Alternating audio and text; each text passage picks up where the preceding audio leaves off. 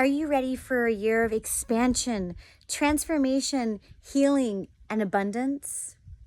I know that maybe in the past you have set out with expectations for the new year. We all have.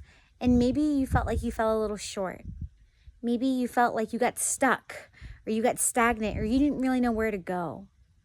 Take a breath if this resonates. I want you to know you're not alone. 80% of people fall short on their expectations, but it's not because we're too lazy or we are not worth it or we don't deserve it.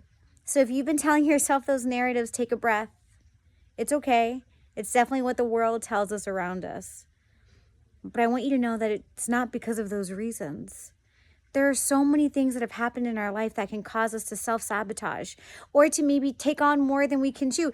Any of you ladies do that? I know I did.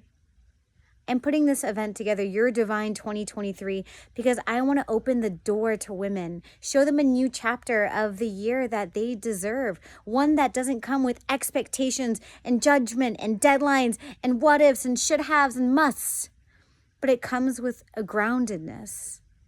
A level of where you can really tap into yourself, heal any perceived limitations or fears that you have of not deserving success or being worthy of success, or maybe really giving you the structures and strategies to get you clear on the what and the how.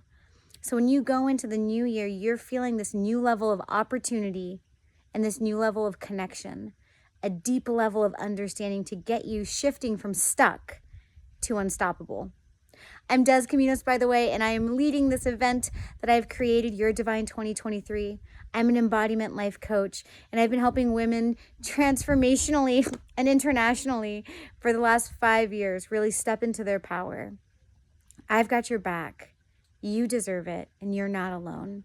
I'd love to see you at this event. Please join us if you're interested. Spaces are limited as this is an interactive experience. I hope to see you there, and if you've got questions, I've got your back.